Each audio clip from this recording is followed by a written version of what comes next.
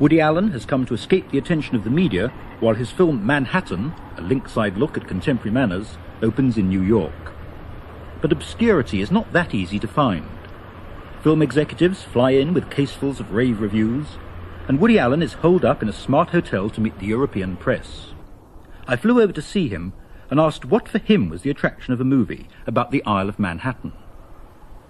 Well, you know, I live in Manhattan and wouldn't think of living anyplace else, really. And it's, you know, I think it's a great, great city that's come upon hard times and come upon them a little in the avant-garde of the other cities in the United States and I guess eventually certain cities in Europe. Everything is jammed in New York. It happens so rapidly that that I think you know, it's a city full of stimulation, full of wonderful opportunities and terrific excitement and great culture. And also the negative things about it, the crime and the garbage and the poverty, are also accelerated. So, you know, but it's a great place to live because you know you're alive. But do you think people's individual lives have become rotten in some way morally in New York at the moment?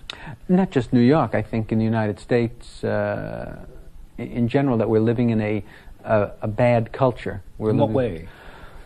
We're living in a culture that's mediocre from top to bottom, mediocre politically, mediocre in terms of the people that run our television networks, mediocre food, mediocre music, drugs, you know, a very, very second-rate culture that could be a first-rate culture because it has all the opportunity to be all the money and the wisdom and the you know, the opportunity to be tops, and nobody's happy and it's not.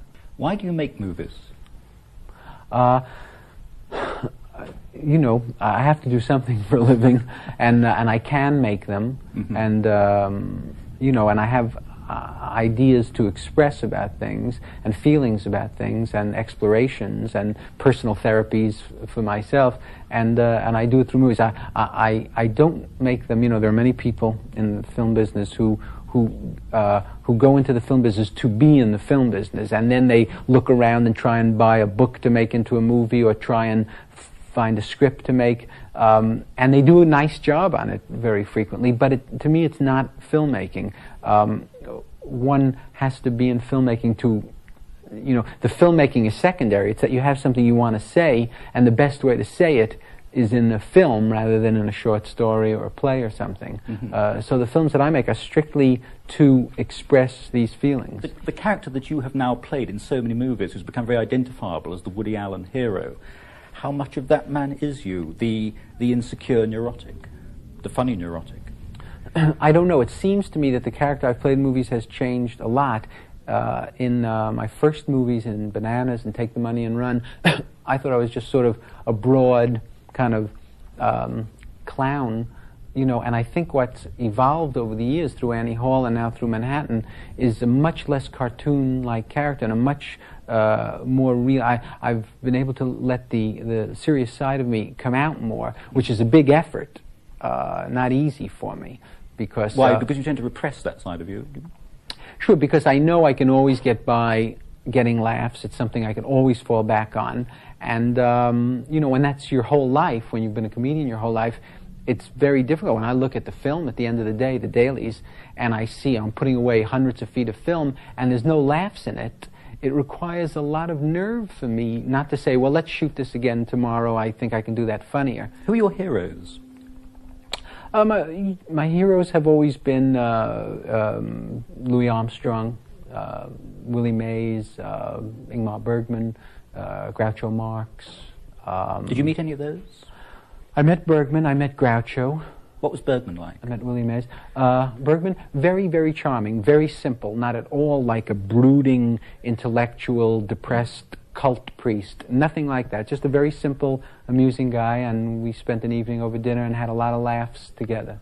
It's a nice image, you and Bergman having a lot of laughs together, I must say. It was, you know, I was very, of course, in awe, but he was very, very easygoing and very natural and real.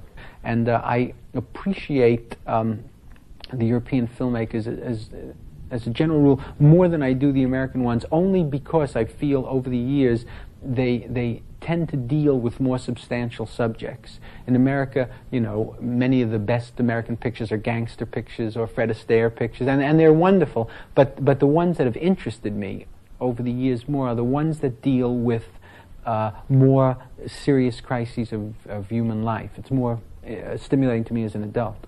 One last point. What do you see yourself doing 10 years from now? I hope making better films. You know, I mean, I think I'll always be doing films. I think I'm in too deep to get out now, and that I hope in 10 years you'll feel that my films are much better than they are than the ones that I'm making now. When you say better, do you simply mean technically better, or do you mean handling more and more difficult subjects? Yes, in every way, that they're more entertaining, that they go deeper at the heart of the human condition, that they're better made technically, better in every way.